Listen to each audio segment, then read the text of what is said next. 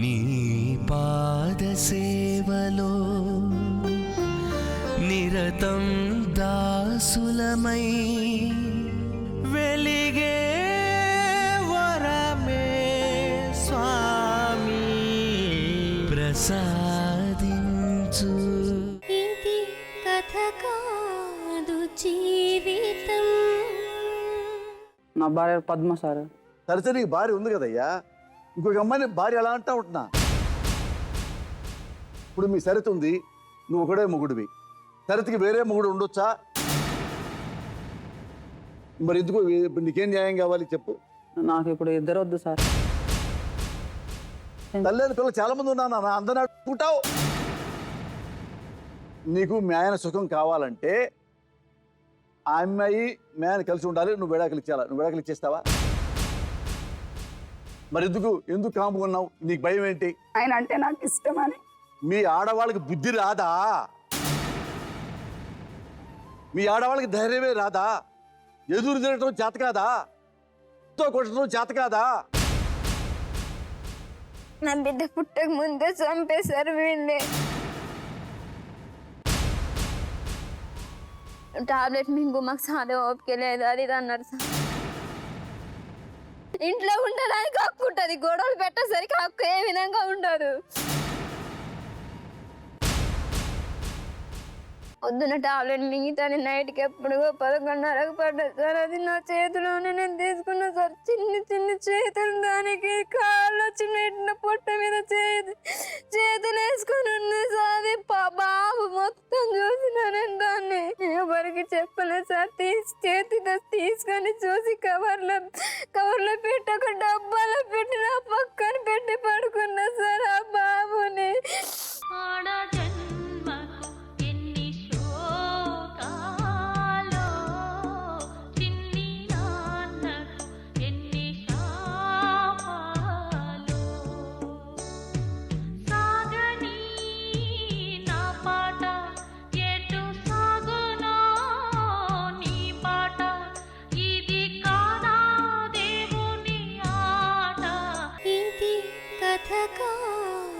జీవితం నువ్వు చెప్పి వినాలి కదా. నువ్వు ఆగు, నువ్వు నేను వినాలి కదమ్మా. మీ దగ్గరికి వస్తా కదా, అక్కడ నువ్వు మాట్లాడి ఇక్కడ నువ్వు మాట్లాడి ఏంది రౌడీ చెప్పు. నువ్వు నువ్వు మాట్లాడుతున్నావు, కామ్గా ఉంది, నోరు ఊపిచ్చా, అన్ని విన్నా. నువ్వు చెప్పి ఉన్నా, విన్నా లేదా? నువ్వు చెప్పు. నా తండ్రి లాగా విన్నా. ఇప్పుడు ఆమె మాడుతుంది అని వినాలిగా. నువ్వు ఎవడో చెప్తాను, నేను వస్తాను ఇక్కడికి. మళ్ళీ చెప్పు వస్తా. మళ్ళీ చెప్పు. ఆడ మాడితే నీ ఇక్కడికి వస్తా, అది నిజమే చెప్పమంట. అది కదా పంచాయతీ అంటే. అరే నీతో మాట్లాడే నువ్వు వరిసి, ఆమె తమ్మ నువ్వు వరిసి, నువ్వు న్యాయం కోసం వచ్చావా, రౌడీ కోసం వచ్చావా?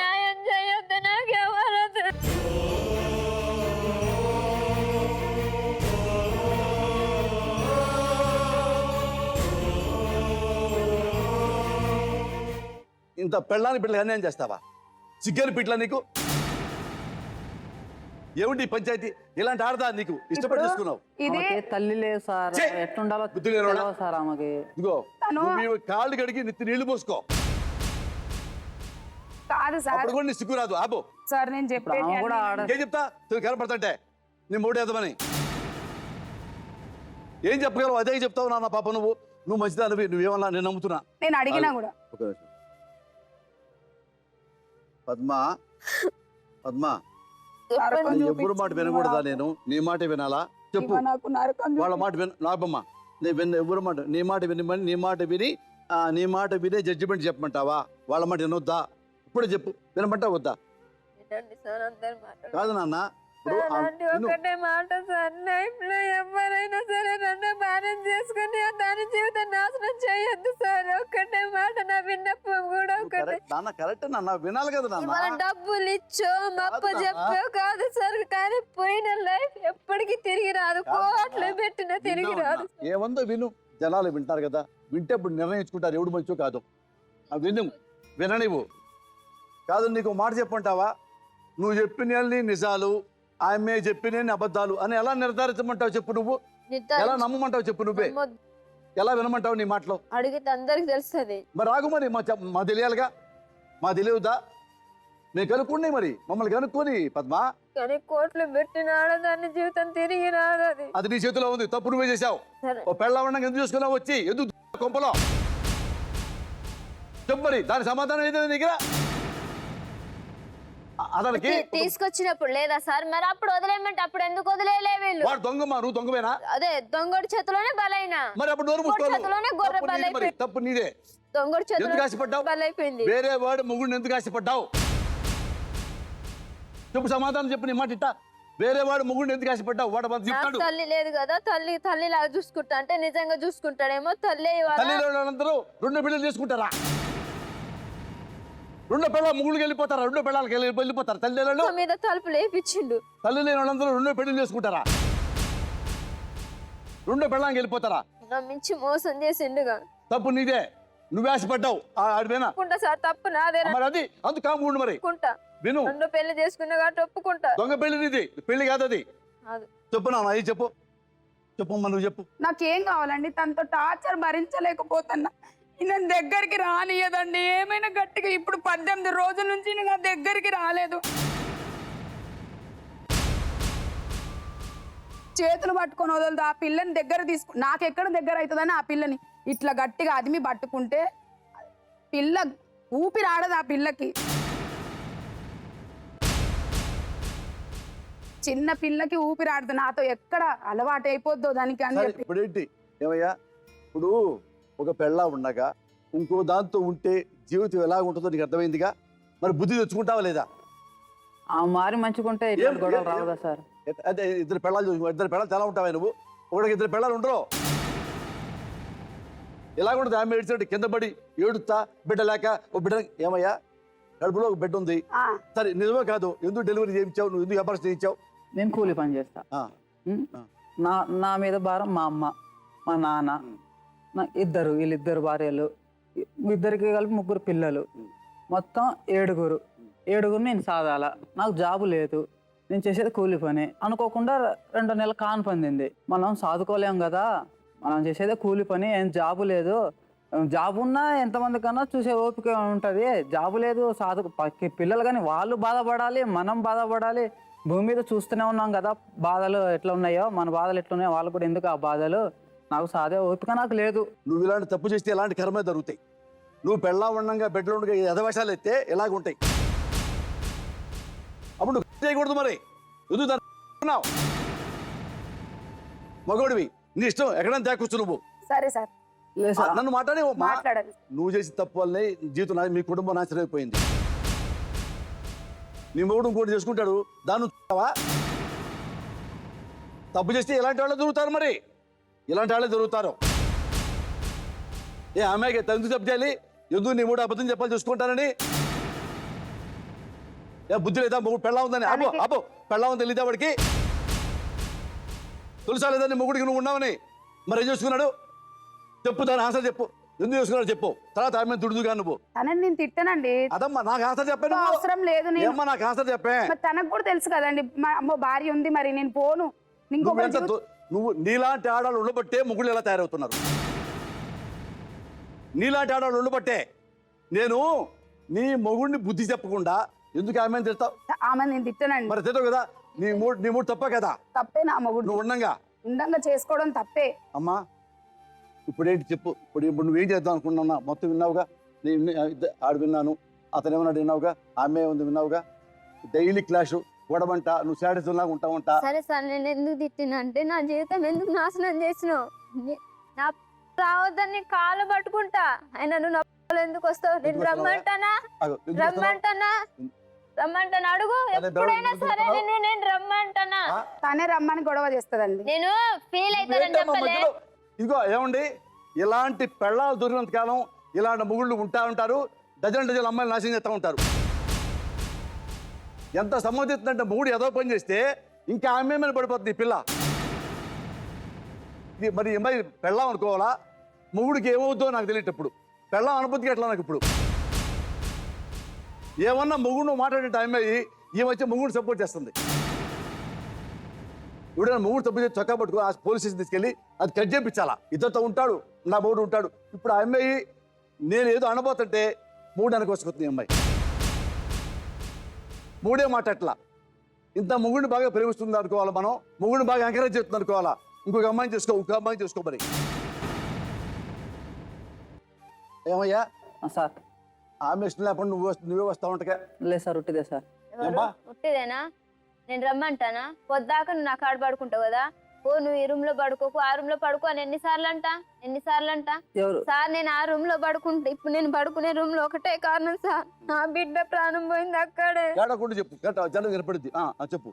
నేను ఆ రూమ్ లోనే, నా బిడ్డ ప్రాణం పోయింది ఆ రూమ్ లోనే. నువ్వు పిల్లకుండా వస్తుంటాడు, నువ్వు పిల్లకపోయినా నేను నా పడుకోద్దంట. ఎన్నిసార్లు అంటాను, నా బిడ్డ మీద ఒట్టు, నేను పడుకోద్దంట. ఆయన వస్తాడు, ఆయన ఏం కాదులే అంటాడు. అన్నవా లేదా? ఉత్తిగానే సరే అబద్ధం ఆడొద్దు. ఇది షో అబద్ధం ఆడొద్దు. నువ్వు నన్ను నేను మా నాన్న దెబ్బలో నేను ఇంతున్నప్పుడు నుంచి మా అన్నలు కొట్టలే, ఇప్పటికి వాతలు చూపెడతా. ఈ కాలు ఎందుకు నడవని అట్లే ఈ దెబ్బలు నేను ఇవెందుకు కాల్చుకుంటా? నువ్వు ఎప్పుడెప్పుడు కొట్టినావు అంటే నేను మా నాన్న చేతిలో దెబ్బలు తినలే, కానీ నీ చేతిలో తిన్నా, నిన్ను తిట్లు తింటానా. అందుకు నేను గుర్తుంచుకోవడానికి ఇవి నా లైఫ్ లాంగ్ లో నేను ఉంచుకుంటా ఇవి. నువ్వు నన్ను ఎప్పుడెప్పుడు కొట్టినావు నేను పేపర్ల మీద రాసుకుంటూనే ఉంటాను. ఏ రోజు ఏ గొడవ అవుతుంది, ఎందుకు అవుతుంది, మీరెందుకు కుమ్మకవుతారు, అవన్నీ తెలుసు. నా బిడ్డ చచ్చిపోవడానికి కారణం కూడా నీ కుటుంబమే. నన్ను ఊకే పిచ్చిది, ఎవరు వచ్చినా సరే ఇది పిచ్చిది, దీనికి లూజు, ఇయే మాటలు అని ఇంకా నన్ను ఇచ్చేస్తున్నారు. కానీ మంచి అయితే చెయ్యట్లేదు సార్. 22 సంవత్సరాలు అంతే. అంతలోనే నా జీవితం సర్వనాశనం చేశారు. ఏవో కలలే కన్నానే నాలో నిన్నే దాచానే. తండ్రిలా చూసుకుంటాం లేదు అడగండి సార్. చూసుకున్నా కానీ సుఖమేంది? కోట్లు పెట్టిన సుఖమేముంది? ఎక్కడొక్కడు జారిపోయింది కదా. చూసుకుంటానంటుంది మళ్ళీ సుఖం అంటుంది. ఏం సార్ ఎంతమంది చూసుకుంటావయ్యా నువ్వు? ఎంతమంది చూసుకుంటావు? కాదయ్యా, నీ పిల్లం పక్కన శుభ్రంగా చూసుకుంటానంటావండి. ఇంకా ఆ పిల్లని నాశనం చేయడానికి కాబట్టి చూసుకుంటున్నావు, ఇన్ని కొడుతున్నావు. ఇంకెందుకు ఆ సుఖమేంది? ఇంకా తండ్రి విలువ నీకు ఎక్కడుంటుంది? మాట్లాడితే అబద్ధాలు చెప్తున్నా. ఇప్పుడు నా వల్ల ఎట్లా నొప్పి వస్తుంది, పచ్చిగా నొప్పి వస్తుంది. అయినా ఓపికతో ఉంటున్నా. నా మాటను అమ్మా ఇంకో వాడు సుఖపడ్డాడు, నీకు ఏం కావాలో అన్ని తీసేసుకున్నాడు. అయిపోయింది మొత్తం. ఇక నువ్వు పాదాన్ని అయిపోయావు. ఎంత కొడితే నువ్వు అంత తొందరగా బయటికి వెళ్ళిపోతావు. ఇంకా ఉంటే నువ్వు చచ్చిపోతావు. నా లెక్కది. ఇది ఆమె కూడా చక్కగా మొగుడిని సపోర్ట్ చేస్తుంది. ఆమె నా మొగుడు చాలా మంచోడే. ఈ ఒక్క వారం రోజుల నుంచి కూడా, అది కూడా ఒక్కొక్క పూట తినిపిస్తాను అన్నాం. ఈ ఒక్క వారం రోజుల నుంచి ఎక్కడ చచ్చిపోద్దా అనే భయానికి తినిపిస్తాను. అది ఆగనన్నా మాడదాం. డాక్టర్ గారు, లాయర్ గారు రండి ప్లీజ్.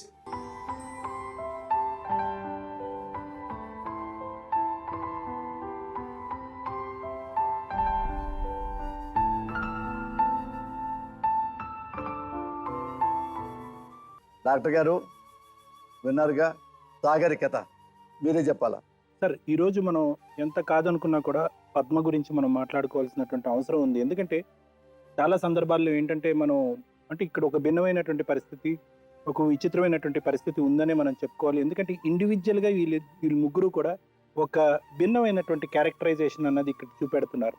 కానీ ఈరోజు మనం ఏంటంటే పద్మ పరిస్థితి గురించి మాట్లాడుకోవాలి. అంటే ఎంత తప్పుదోవలో వచ్చినా కూడా, ఎంత కాదనుకున్నా కూడా, ఎంతో కొంత చాలా వరకు ఈ అమ్మాయి జీవితం అన్యాయం అయింది. ఒక ఆడపిల్ల నేను చచ్చిపోతాను, నేను బ్రతకను అనేటటువంటి మాట ఎప్పుడు అంటుంది అంటే కనుక, ఒక్కసారి మన పద్మ జీవితాన్ని మన పరిగణనలో తీసుకుంటే ఇదంతా మనకు అర్థమైపోతుంది. ఎప్పుడు ఒక ఆడపిల్ల బ్లాక్మెయిల్ చేసి తనకు రానటువంటి ప్రేమను తను రప్పించుకునేటటువంటి ప్రయత్నం చేస్తుంది. ఎప్పుడు ఆ ప్రేమను నిలబెట్టుకోవటం గురించో, లేదంటే ఆ ప్రేమ పోతాది అనేటటువంటి అభద్రతతో ఆ అమ్మాయి పదే నేను చచ్చిపోతాను అని బ్లాక్మెయిల్ చేస్తుంది అనేటటువంటి అంశాన్ని ఈ రోజు మనం తీసుకుంటే దానికి ఎగ్జాంపుల్ పద్మే. ప్రధానంగా అబ్బాయి అమ్మాయిని వాళ్ళ ఇండివిజువల్ సైకాలజీస్ చూసుకుంటే కనుక, అమ్మాయి చిన్నప్పటి నుంచి పుట్టిన దగ్గర నుంచి ఎదిగేటటువంటి వయసులో పెద్ద మనిషి అయిన తర్వాత పెళ్లి వచ్చిన తర్వాత పెళ్లి చేసుకున్న తర్వాత పిల్లలకు అన్న తర్వాత కూడా పరితపించేటటువంటి ఒక పెద్ద పదం ఏంటంటే ప్రేమ. సో చాలా వరకు ఆడపిల్లలు, అందరూ అన్న కానీ చాలా వరకు ఆడపిల్లలకి ఈ మాటతోనే వాళ్ళ జీవితాలు ముడిపడి ఉంటాయి. ఈ రోజు పద్మ ఈ పరిస్థితిలో కూర్చుని ఇలా బిక్కుమని ఏడుస్తూ నలుగురి చేత పిచ్చిది అనేటటువంటి పదం కూడా అనిపించుకుంటుందంటే కనుక దానికి ప్రధానమైనటువంటి కారణం ఏంటంటే సరైనటువంటి సమయంలో సరైనటువంటి వ్యక్తుల దగ్గర నుంచి సరైనటువంటి సందర్భంలో ఈ అమ్మాయికి ఆ ప్రేమ రాకపోవటం. సో ఆ ప్రేమ అనేటటువంటి తపనతోనే, ఆ ప్రేమ రావట్లేదు అనేటటువంటి అభద్రతతోనే, ఆ ప్రేమ రాదేమో అనేటటువంటి భయంతోనే ఈ అమ్మాయి బ్లాక్మెయిల్ చేయటం కానీ, సూసైడ్ చేసుకోవటం కానీ, సూసైడ్ చేసుకోవాలి అనేటటువంటి పదే ప్రయత్నాలు చేయటం కానీ జరిగింది. మొదటిసారి తన జీవితంలో సాగర్ నుంచి ఒక స్వచ్ఛమైనటువంటి ఒక ప్రేమ, ఒక నిలకడైనటువంటి ప్రేమ, తన జీవితాన్ని కాపాడేటటువంటి ప్రేమగా భావించేటటువంటి ఒక ప్రేమ తనకి లభిస్తుందేమో అని ఆశ పడటం ఆ అమ్మాయి చేసినటువంటి ప్రధానమైనటువంటి తప్పిదం. ఇది ఒక సైకలాజికల్ డిఫెన్స్ మెకానిజం సార్. అంటే ఏంటంటే దీనికి చాలా ఈజీగా బానిస అయిపోతారన్నమాట ఆడపిల్లలు. ముఖ్యంగా ఈ రోజు ఈ పరిస్థితి ఎలాగున్నా కూడా ఈ మాటకి ఈ అమ్మాయి ఏ విధంగా అలవాటు పడిపోతుందో అనేటటువంటి భయం, ఆ చంటి పిల్ల తల్లి లేనటువంటి పిల్ల అయిపోతుందేమో అనేటటువంటి భయం కూడా ఈ రోజు నేను వ్యక్తపరచదలుచుకున్నాను.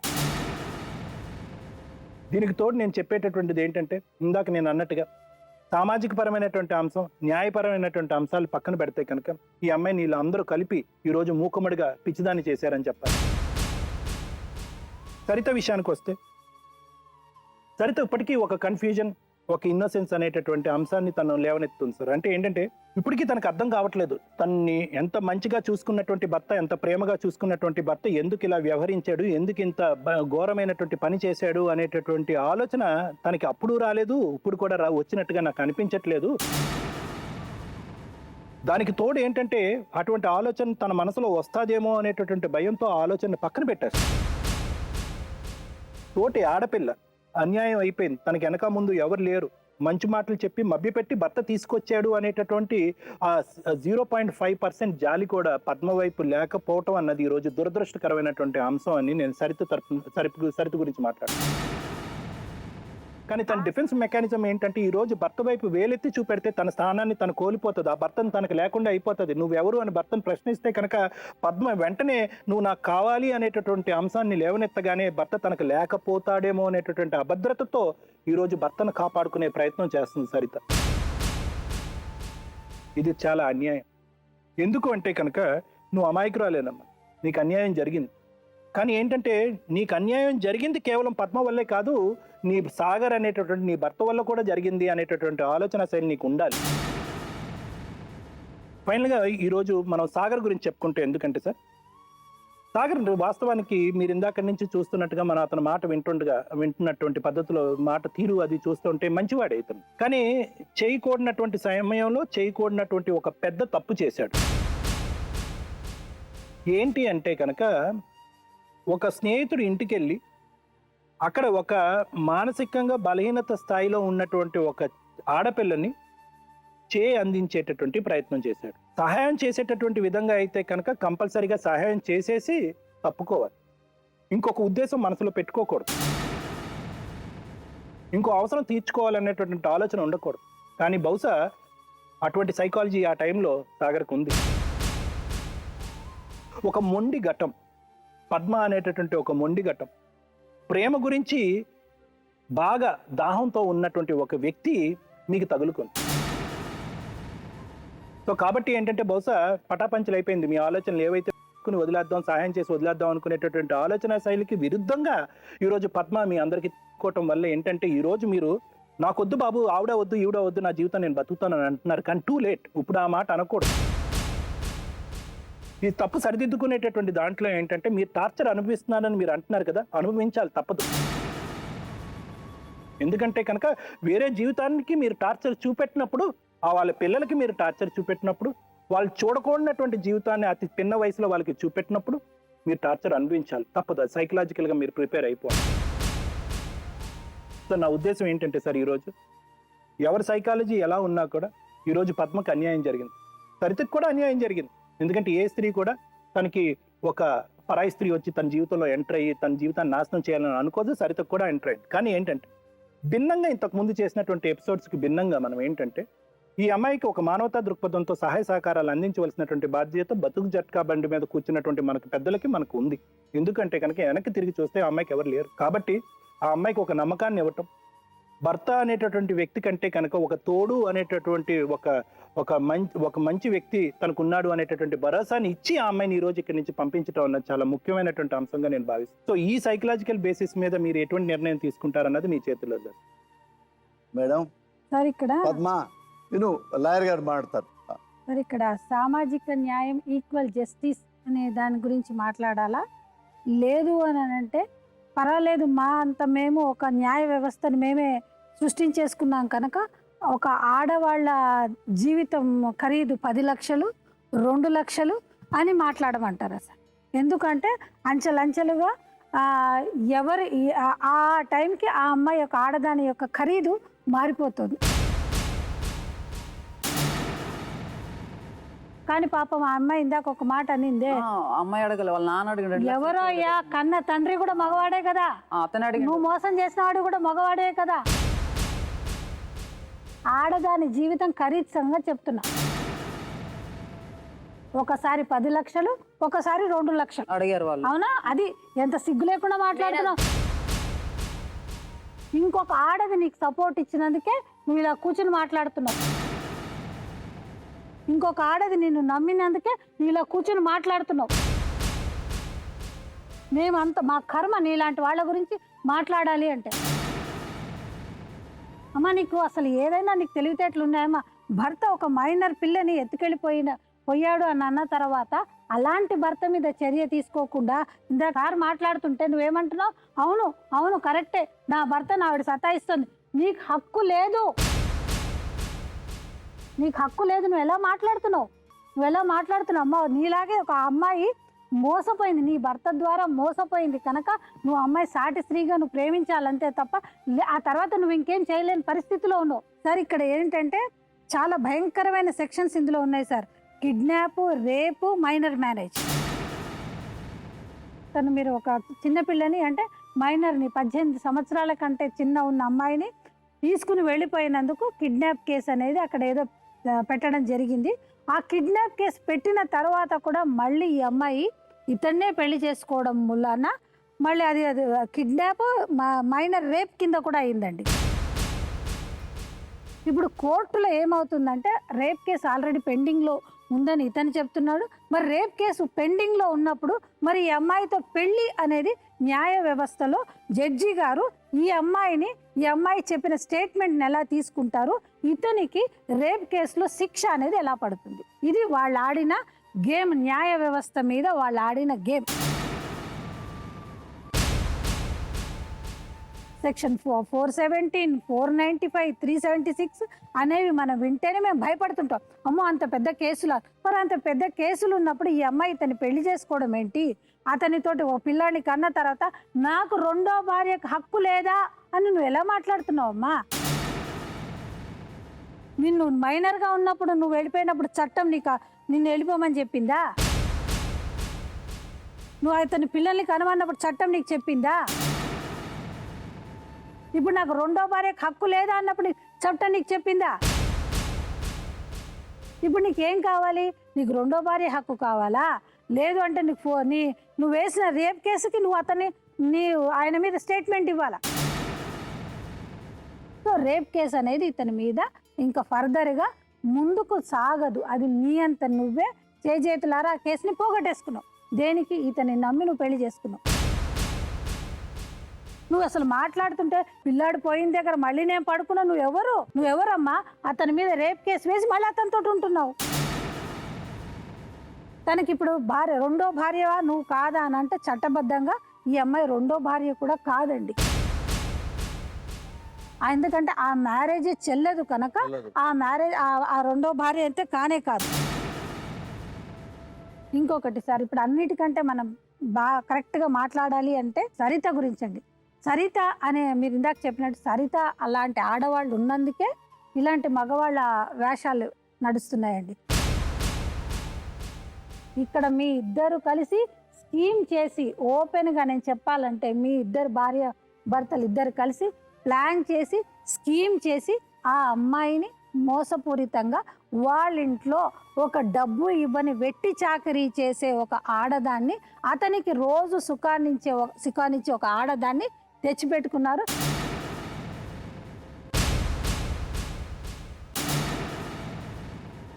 నీకు గతి లేక నువ్వు గతి లేక ఆ మాట మాట్లాడుతున్నావు. నిజంగా ఏమాత్రం ఆత్మాభిమానం ఉన్న ఏ ఆడదైనా కూడా భర్త వేరే వాళ్ళతోటి పోతుంటేనే చీ అని అన్నప్పుడు నీ కళ్ళతోటి నువ్వు ఆ అమ్మాయితో వెళ్ళిపోయి అంత పెద్ద కేసులో ఉన్న భర్తని క్షమించి నువ్వు పక్కన పెట్టుకున్నావు అంటే నువ్వు పెద్ద త్యాగశీలి అని నువ్వు అనుకుంటున్నావు. కాదమ్మా మేడం నీ సేఫ్టీ నువ్వు చూసుకుంటున్నావు అమ్మా. అలాంటి 22 ఏళ్ళ అమ్మాయి మారాన్ చేయకుంటే ఏం చేసిన అమ్మాయికి ఏం తెలుసని ఒక మాట చెప్పమ్మా. అబార్షన్ చేయించారని నీ మొగుడికి ఆపరేషన్ చేయించలేవా నువ్వు? మేడం ఒక్క మాట మేడం. సరే ఇద్దరి జీవితాలతో ఆడుకుంటున్నారమ్మా. మేడం ఒక్క మాట, తన అబార్షన్ చేయించుకుందన్నారు కదా, నేను చెప్తా మేడం. నేను ఇప్పుడు ఎండాకాలం సెలవులకి ఇంటి పక్కూరే హైదరాబాద్ వద్దామని అనుకున్నప్పుడు తను ఏడుస్తుంది. మా వదిని పట్టుకొని ఏడ్చిందంట. ఒక టాబ్లెట్ తెచ్చేయడానికి చచ్చిపోతాడు. ఒక టాబ్లెట్ తెచ్చిస్తే ఏమైంది? నేను అడిగా, ఉంచుకుంటావా అమ్మ, నువ్వు దీన్ని ఉంచుకోవాలనుకుంటున్నావా? ఉంచుకో అని నేను అడిగానండి. అయితే ఆమె ఏమన్నా తెలుసు, అక్క లేదు. ఏమయ్యా నువ్వు మాట్లాడిన మాటలో రూప రికార్డ్ అయి ఉంది, చూసుకుపోయి ఇంతకుముందు ఏమన్నావు? అరే పద్మా ఓ బిడ్డ మళ్ళా బలా సాకలేకపోతున్నాను అంటే చేపించుకున్నాను అని చెప్పింది. ఇతను ఆ మాట అన్న కూడా ఈమె వచ్చింది ఈమె వాడు వద్దని అడిగినట్టు వీళ్ళిద్దరు. మేడం నేను వీళ్ళ పెద్దకుంది మింగుతావా మింగవా అంటే వీళ్ళ మనసులో ఏముందో నాకు అప్పటికి తెలుసు. వీళ్ళు ఉంచారని అయినా దాచిపెట్టిన 2 నెలల వరకు దాచిపెట్టిన. ఎక్కడ మింగిస్తారో ఊకే మా అమ్మ వాళ్ళ ఇంటికి వెళ్ళిపోయినా. ఊకే ఇక్కడ ఒక రోజు ఉంటే 10 రోజులు అక్కడ ఉండేదాన్ని దాచిపెట్టిన. అయినా కూడా అన్నాడు, దగ్గరకు వచ్చి బతిమలాడిండు, అమ్మా ఇగో నేను సాధలేను, నాకు ఓపిక లేదు, నాకు ఇంత భారం ఉంది, నువ్వు మింగంటే ఇక ఆ తర్వాత నా మాట ఎప్పుడు సార్ టాబ్లెట్లు మింగిచ్చేటప్పుడు ఎవరు లేరు సార్, ఎవరు లేరు మాట. నేను చెప్తున్నానమ్మా, ఈ టాబ్లెట్ వేసే రోజు నేను బతులన్నా సార్. టాబ్లెట్ వేసే ముందు ఏమో చెప్పేది, దానికి ముందు ఆమె ముందు చెప్తున్నా. అర్థమైందా? నీతోటి ఏం మాట్లాడతాడో, నీతోటి ఎలా ఉంటున్నాడో అని ఈ అమ్మాయికి తెలుసు. ఈ అమ్మాయి మీద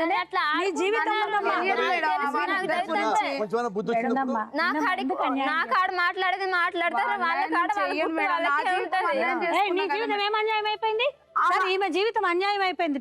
నీ భర్త ఉన్నాడు, పిల్లుండ, ఆమెకి ఒక గుర్తింపు లేదమ్మా. మాట ఉందా మేడం, నా బాధేసింది. అందరం కలిపి నన్ను పిచ్చిదాన్ని చేశారు. పిచ్చిదాన్ని అని అందరూ ఎవరు వచ్చినా అంత అనిపిస్తున్నారండి నన్ను పిచ్చారు. అమ్మాయి అయిపోతుంది సార్, కొన్ని రోజులకి అయిపోతుంది అయ్యా, ఏమీ కాదు. అమ్మా ఇతను మోసం చేయడాన్ని స్ట్రాంగ్ గా కేసు పెట్టి వెళ్తావా, సెటిల్ తీసుకెళ్ళిపోతావా? నేను ఎవరి మీద కేసు పెట్టను, నేను అనాథాశ్రమానికి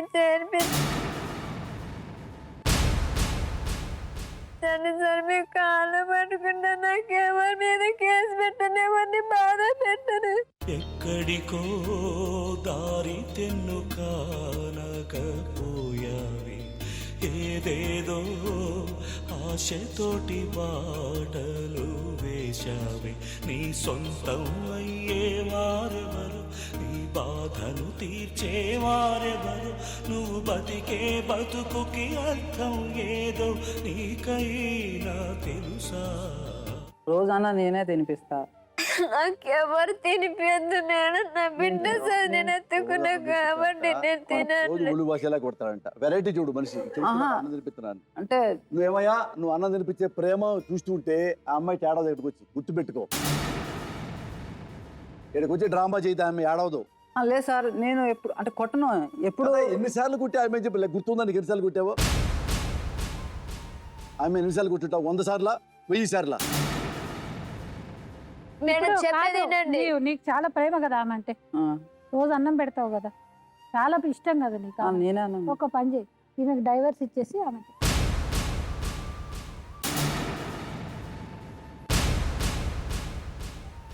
నువ్వు అన్న పద్ధతే. నీకు ఇద్దరు ఉంటారు, కాకపోతే నువ్వు భార్య స్థానం ఉండదు ఈమెకు, ఆమెకు భార్య స్థానం ఉంటుంది. కోరుకునేది కుటుంబాన్ని కదా సార్, మళ్ళీ దేంట్లో ఒకళ్ళింటి పెడితే కుటుంబం ఎన్ని కదా. కుటుంబాలయ్యా ఇప్పుడు కుటుంబం అయ్యా ఆమె ఇట్లా ఉంటుంది, ఆ అమ్మాయికి వేరే ఒక అబ్బాయి నుంచి పెళ్లి చేయి,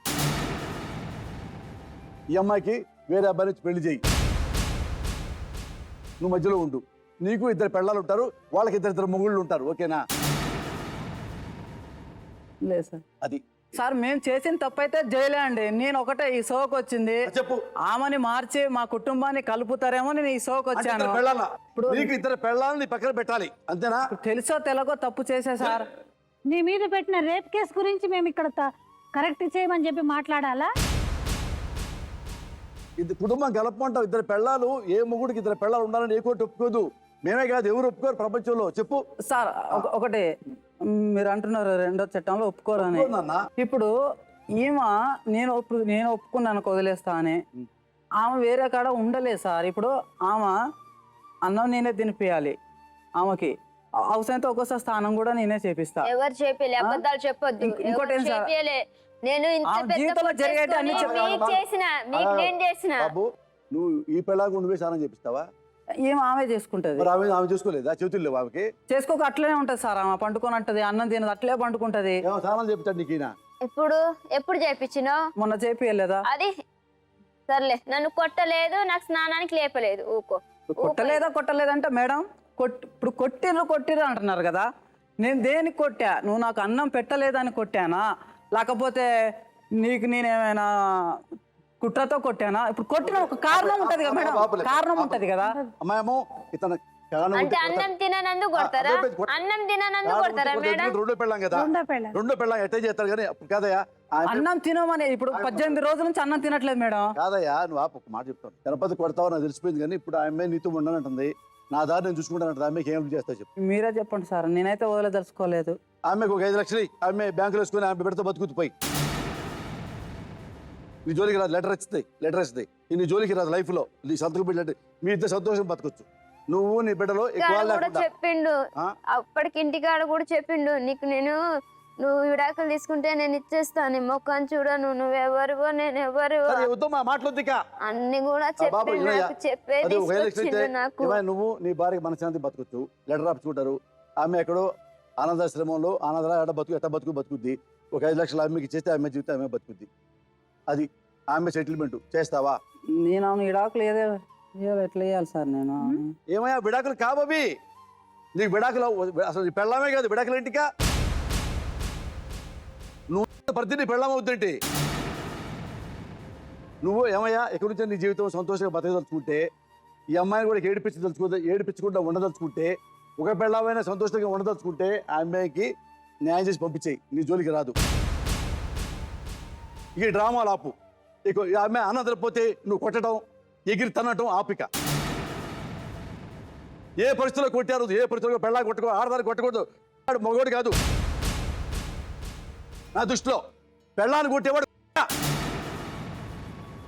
ఏదో కారణంతో పెళ్ళాన్ని కొట్టడం, దానికి ఒక రీజన్ చెప్పటం. పెళ్ళాన్ని కొట్టేవాడు మగోడు కాదు, అడు మొగుడు కాదు, ఎదవా. అది నువ్వు ఇప్పుడు ఆమెకి ఏదో చెయ్యి. అవును అడగ, నీకు డబ్బే కావాలా సార్? నాకు ఎవరు డబ్బులు వద్దు సార్,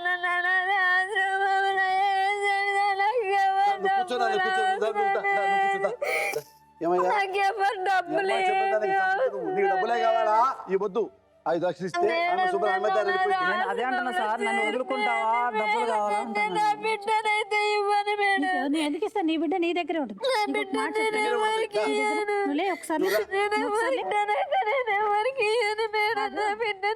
ఇన్ని రోజులు దెబ్బలు తిన్నదే, దానికి నేను ఇయ్యను. మనసుకు ఓ బాధ, మనిషికి ఓ గాథ, మమతలున్న చోటును విడిచిపోయేదా, బంధమేది కాదా, ఎంతకీ తొలిగేదా. ఓ ఈ చీకటి చెరను దాటేందుకే ఆవేకువే ఉంది నీ కోసమే, అపార్థాలు తొలగించగా బతుకు జట్కా బండి దారి చూపేనండి. అమ్మాయిని వేరే ఉంచు అమ్మాయిని. వేరే అంటే మేడం వేరే ఉంచుతా. ఇప్పుడు ఇంట్లోనే 2 రూమ్లు ఉంటాయి ఆమెకు వేరే ఇల్లు, ఆ ఇల్లు కాదు వేరే ఇల్లు. వేరే ఇంట్లో అంటే ఆ? అంటే వేరే కిరాయి మళ్ళీ కట్టాలి కదా మేడం. కట్టాలి, అదే కిరాయి. 2 రూములు ఉన్నాయి కట్టుకో, నాకు. కిరాయి కట్టుకొని ఉంచుకో. వేరే ఆ అమ్మాయిని వేరే ఇంట్లో ఉంచు. నేను ఇబ్బంది పడితే ఆమె ఇబ్బంది పడ్డట్టే కదా నువ్వు మేడం. ఉంది, పడు, నువ్వు పడు. ఎక్కడ గతి లేదు కనుక వేరే ఇంట్లో తీసుకుని, వేరే ఇల్లు తీసుకుని వేరే ఉండమని చెప్పి అంటున్నా.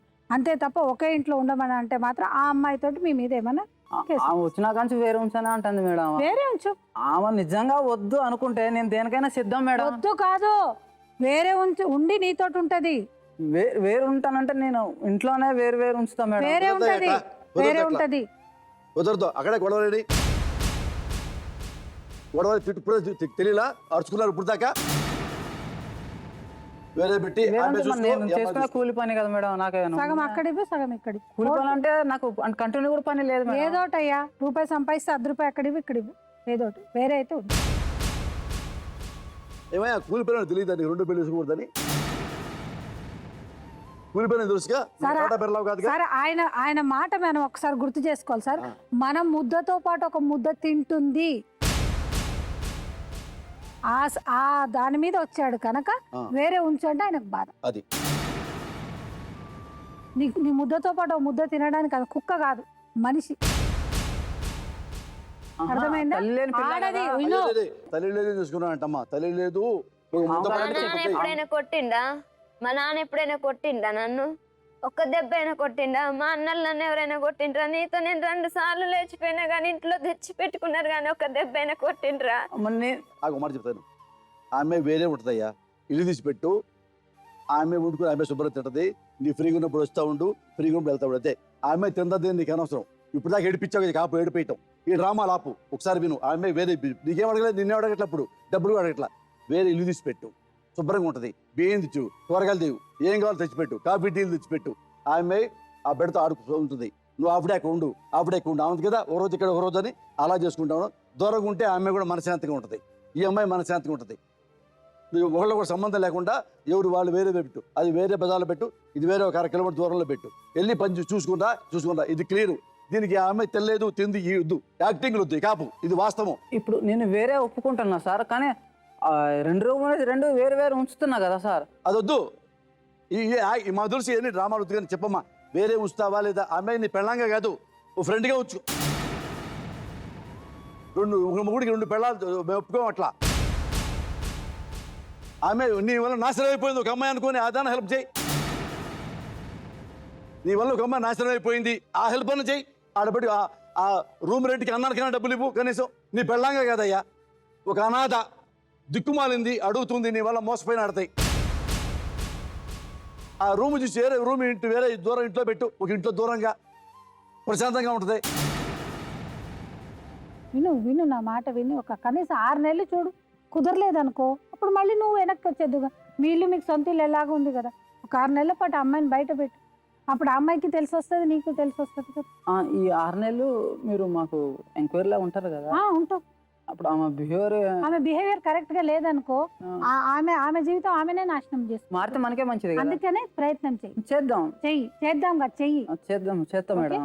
ఈ ఏం బా సార్, సపరేట్ గా ఉండి ఒక 6 నెలల అమ్మాయి సపరేట్ గా వేరే దూరంగా రూమ్ లో పెట్టి సార్ 1 ఇయర్ పాటు ఆమెకి ఏం కావాలో అన్ని తెచ్చి వచ్చి మన 1 ఇయర్ రాయండి అగ్రిమెంట్. 1 year sir. రాయితే 1 ఇయర్ లో ఆమె గనక ఈ అబ్బాయికి ఈ అబ్బాయి ఏమైనా ప్రాబ్లం పెట్టానుకో, అప్పుడు ఆమె మనం ఎట కోర్టుకి వెళ్తూ అప్పుడు వేజ్ చేద్దాం.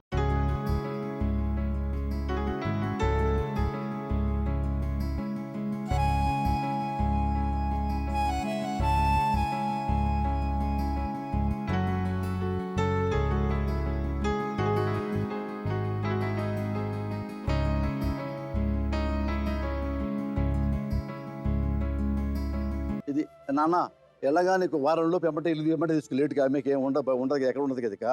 ఆడికి వెళ్ళలేదు, ఆడికి రాలేదు, మీ ఇంటికి రాలేదు, ఆడికి వెళ్ళలేదు. అందుకే వెంటనే దగ్గర చూసి ఒకటి ఇల్లు పెట్టేయి. 1 ఇయర్ పాటు చూడు, 1 ఇయర్ పాటు 1 ఇయర్ లోపు వస్తే ఎమ్మటి ఇంటికి తీసుకెళ్ళిపో.